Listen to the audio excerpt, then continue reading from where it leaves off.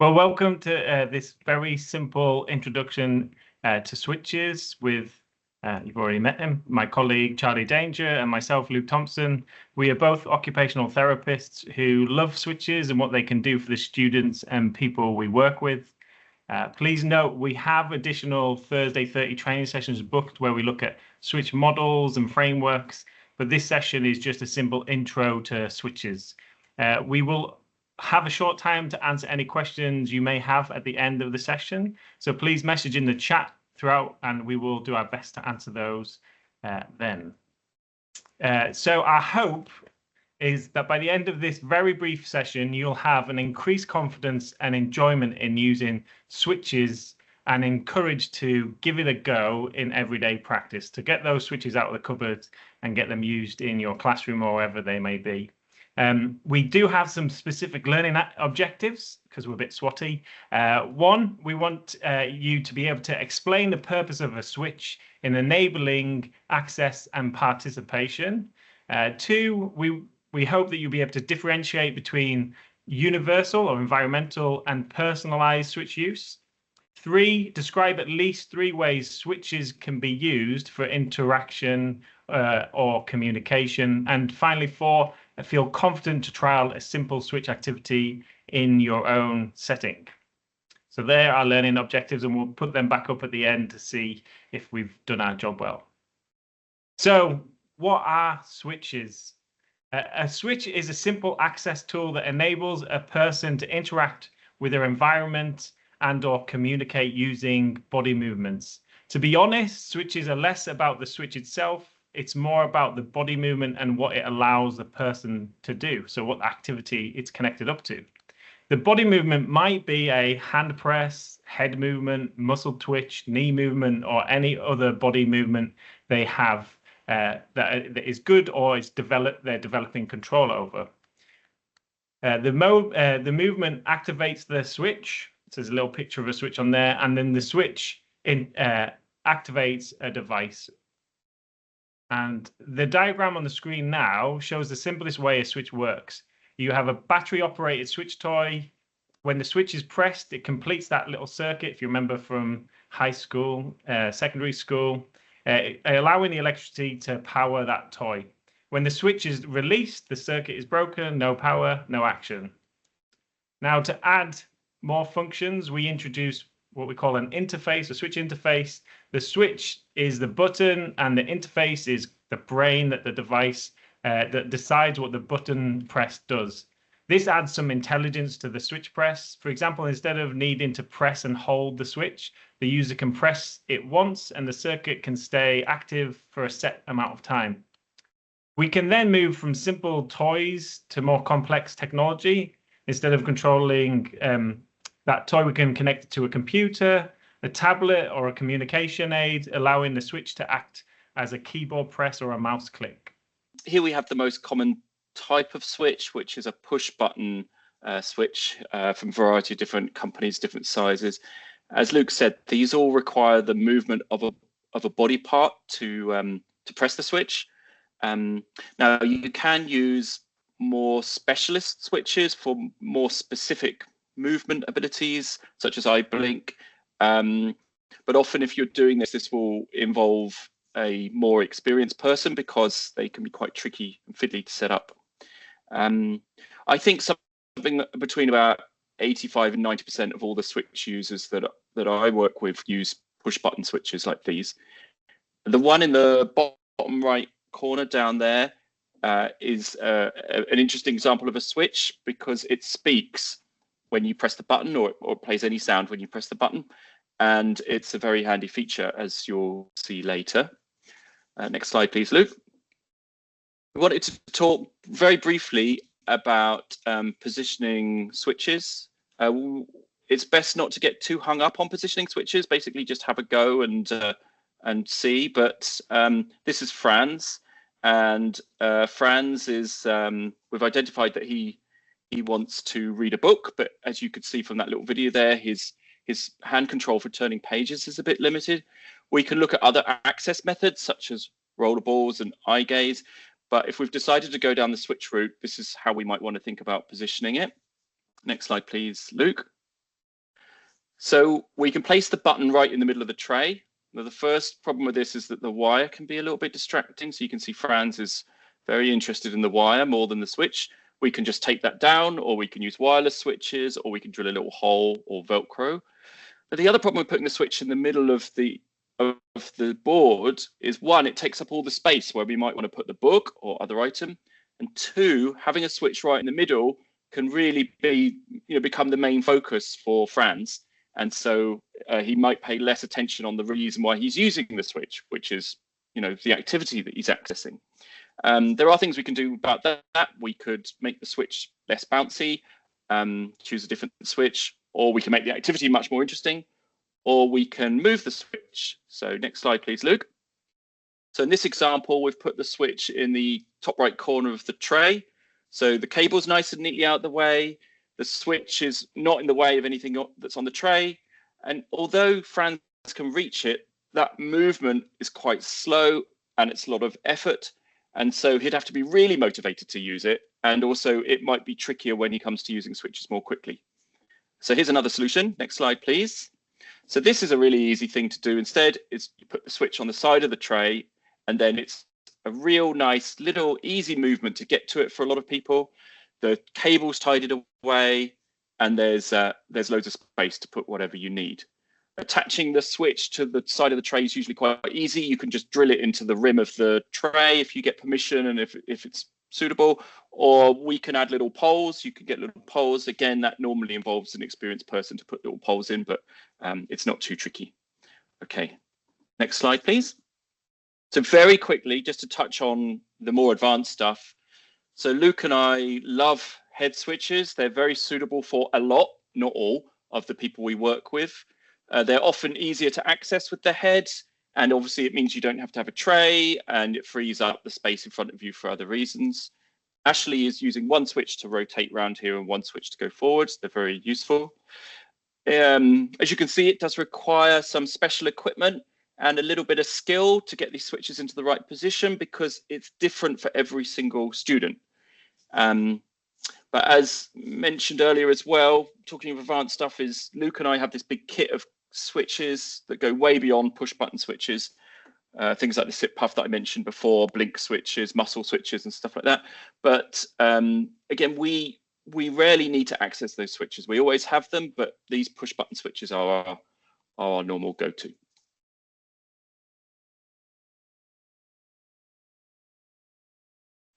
So who are switches for?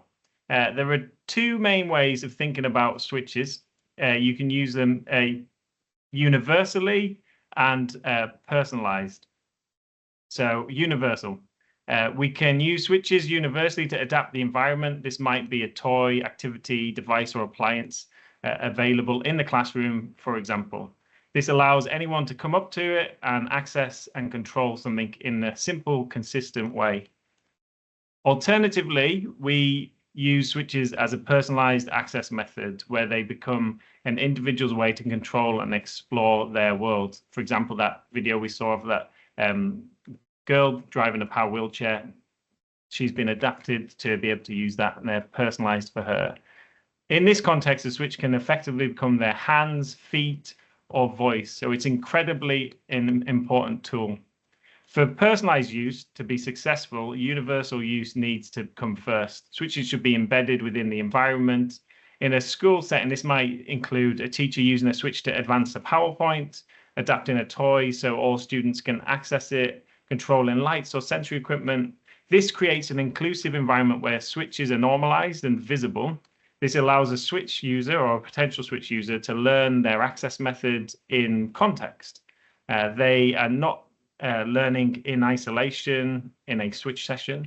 They are seeing switches used meaningfully around them by everybody. Then switches can be introduced as a dedicated access method for an individual. At this stage, the person should have their own setup with support and intervention to develop functional use, such as play, communicate, learning, and environmental controls. So switches are for everyone, for the environment, for staff to model and use daily, for all students to interact with toys and objects and appliances, and for the individual who requires a personalized access method and targeted support. We are now going to give you some examples of some of our favorite switch activities. And this is one of my favorite group switch activity. I call it audio ping pong. It's a great example of how switches can be used by everyone in a shared class activity while still allowing you to differentiate and make it meaningful for each student. So we have two students, each have a switch or an audio output switch like the one that Charlie showed you before in the corner. One plays ping and one plays pong. You have an adult that moves a ball between them, changing direction each time ping or pong is activated, representing the ball is being hit. This activity is easy to adapt.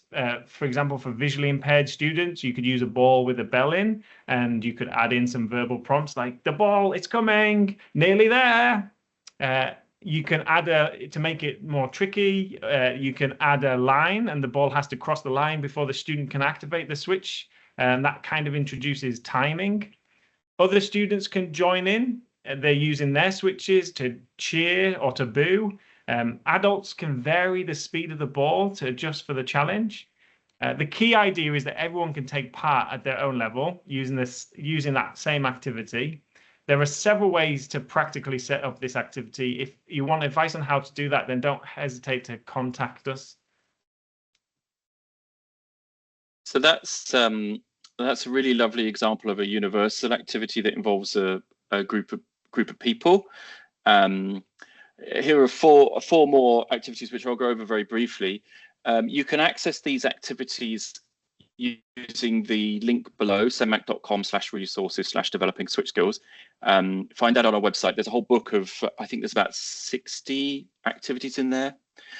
So very briefly, the first one is for somebody who's quite emerging early in switch use, and it's basically pressing a switch to make their pet dog or therapy dog do something. So if you record a message on the switch, like, Aussie sit, then it's really rewarding to use this to then watch a dog react. The next activity is bug splat.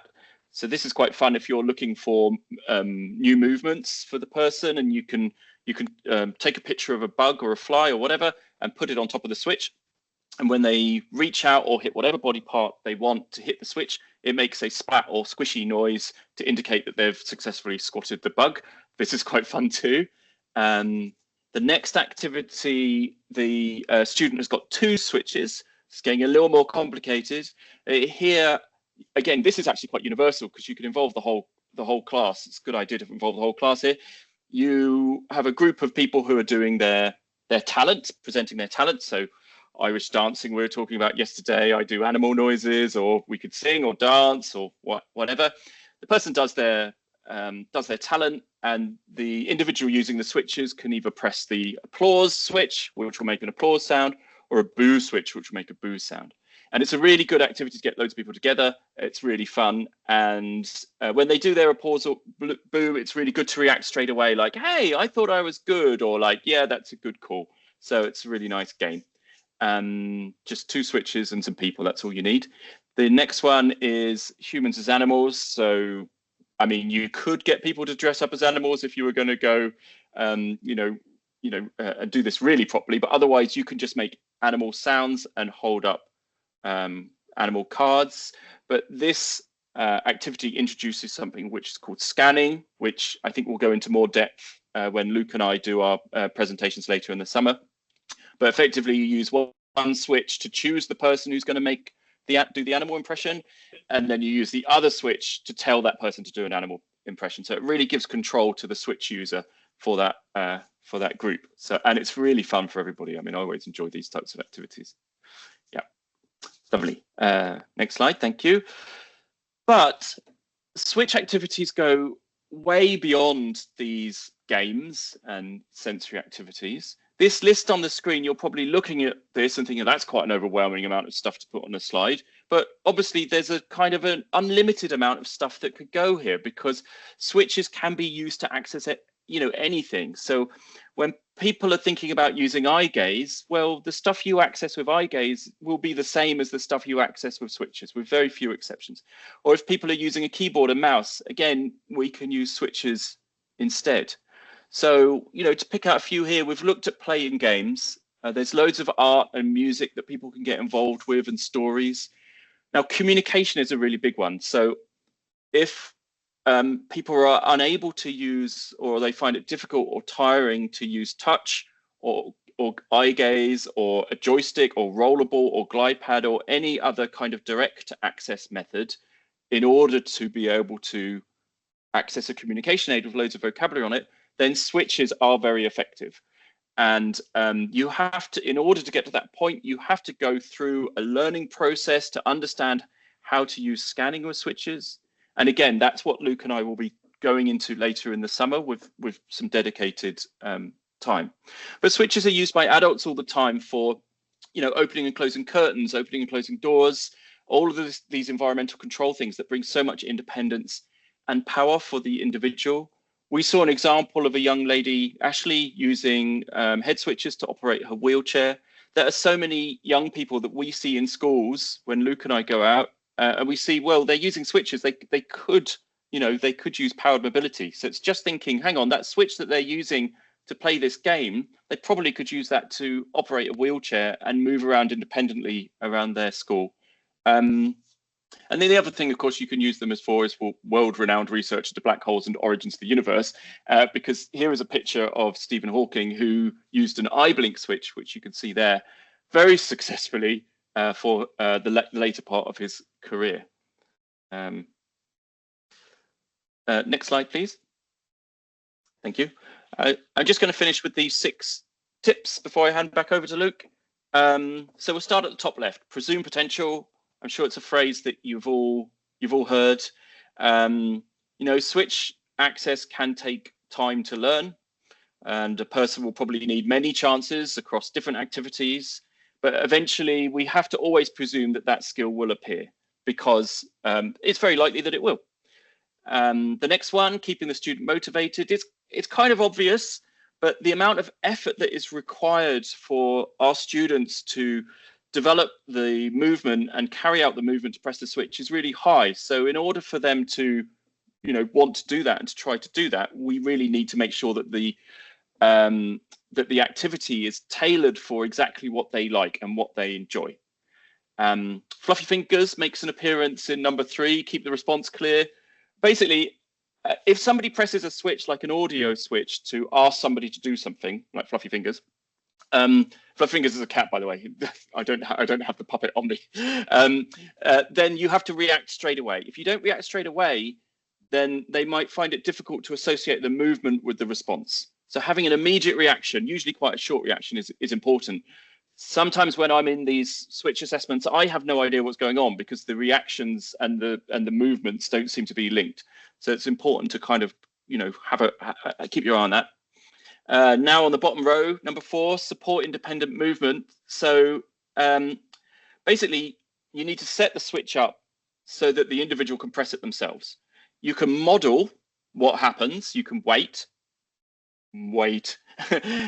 encourage, and you can adjust the activity. You can adjust the switch position if they need support. But please don't use hand over hand or hand under hand to press the switch for them.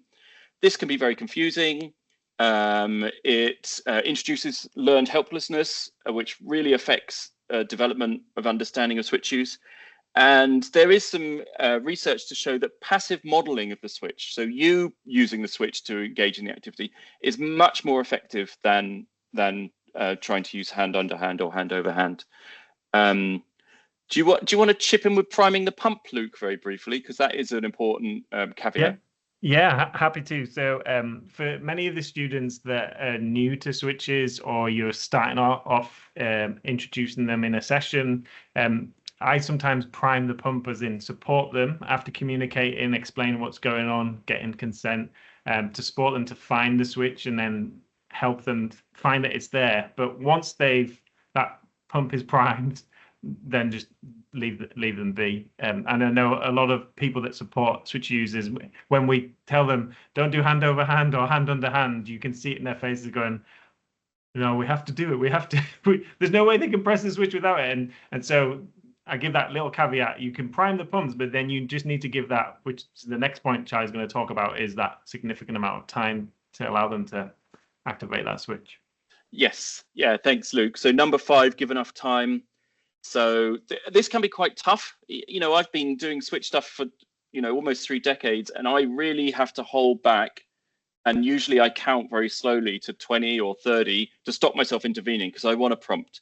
But the students that we work with need longer to notice the activity. They need longer to plan the movement. They need longer to press the switch, and they need longer to understand what happened. Probably. Our brains are going really fast, and they're new to this, and their abilities mean that they probably need a bit more time and space to think about this.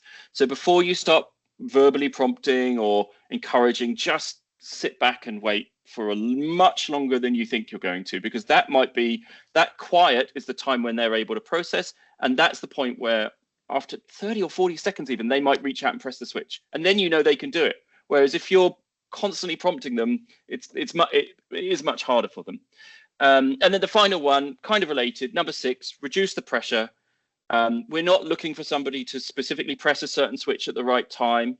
We want switch access to be sometimes we are, but not usually. We want switch access to be playful. We want it to be relaxed. We want it to be successful. We want to celebrate, you know, success, but we don't need to keep pushing people really hard to be successful. They are my top 6 tips. Thank you, Luke. Yeah, cheers, Charlie. And just to add that, if it's okay, that reduce the pressure. One of the things I find, and you've just alluded to it there, is celebrating. It's great to see success of a child pressing a switch for a purpose, but so often we see people, as soon as they press a switch, everyone going, yeah, well done, and you see the startle reflex of the child, and celebrating too much in some child's face when they've done something that is, you know, what we want them to do and is kind of part of their routine. It can be also adding pressure to them and confusing them. So yeah, just be aware of that. So summary. So I've got the learning outcomes up there again, so you can consider whether Charlie and I have been successful or not in supporting you through these. Again, we can have there's chats if you want to put a question in the chat. Otherwise, you can put your hand up and ask questions in a second. But just a brief recap of our key points. We've looked at what a switch is, how it supports access, participation, and communication. We've explored the difference between using switches universally within the environment and as a personal access method for an individual. We discussed the types of switches and how to position them a little bit, and we've seen some simple ways switches can be used in activities, give you a couple of ideas there, hopefully, and how these can be adapted so everyone can take part, as well as some top tips in supporting students with switches.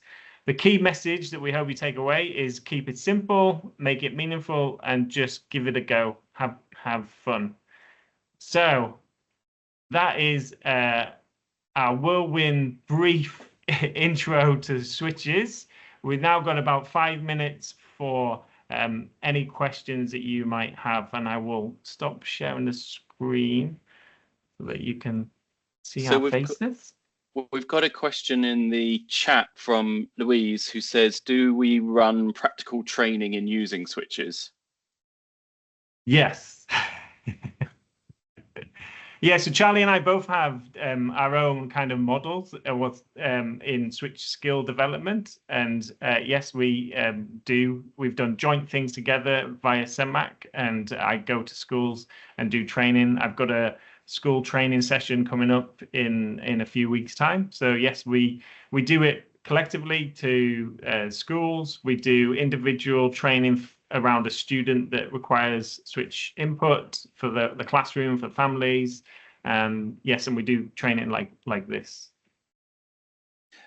Yes. Yeah, as Luke said, if you have a student with CENMAC, then it's, you know, easy for CENMAC to go out and do training and provide all that support. I'm also currently writing with a centre an online course that I think will be available in the summer or early next year for people to be able to go and learn some of the more advanced aspects of switch assessment and implementation. That's with a centre. And there's another question. Are you? Is this Sandra? Is this question in regards to the a functional switch resource. You say, I'm a PMLD tutor and I'm struggling to create a new application on the app to adapt it to my lessons. Or is this about, can you clarify what the application that you're using is?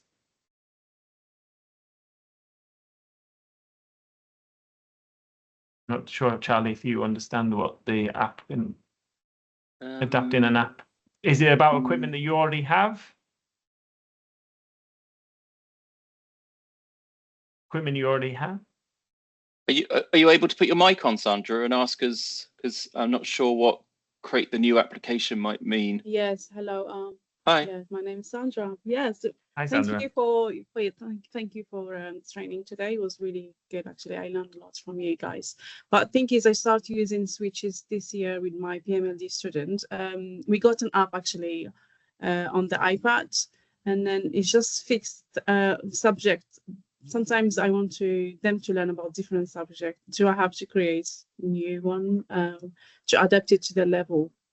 Or is it difficult? Do I have to have training? I think it depends on what the app is. Do you know the name of the app? Louis? You're using? I don't know. Yes, Cosmos. Yes. Louis. Oh, Cosmos. Yes. Cosmos, yeah.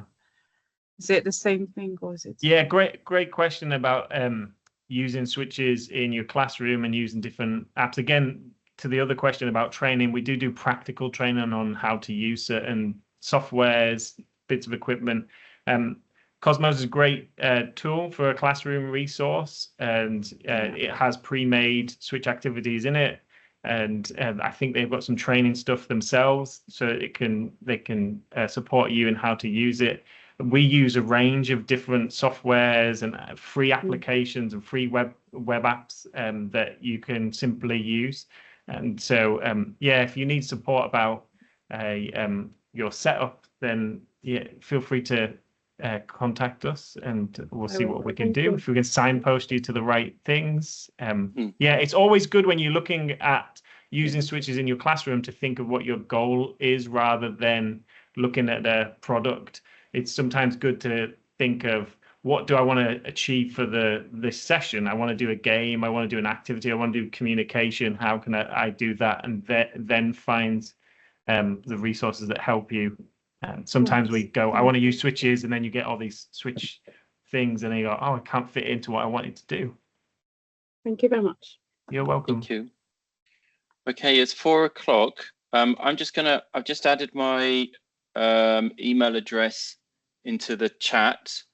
In case anybody wants to contact me with any questions, you are more than welcome to, even if you don't have a CENMAC student. That's fine. We do take our inquiries. And Luke has now added his email address too. Thank you, Luke. Mary has also posted about a Cosmo workshop that's coming up on the 14th of May at 4 p.m. So that's in 1 week. That's exactly 1 week now. Is that right? Is that right? That's crazy. Okay, yeah, in exactly 1 week now, there will be a Cosmo workshop. So that's probably a good way of finding out about how to get the most from Cosmo. But yeah, we better finish it there for the Thursday 30. Thank you, Luke. Thanks, Charlie. Thank you. Thank you, everybody, for coming. Thanks, everyone. Thank you. Please do get in touch if you have any questions. Thank you very much. Cheerio. Bye-bye.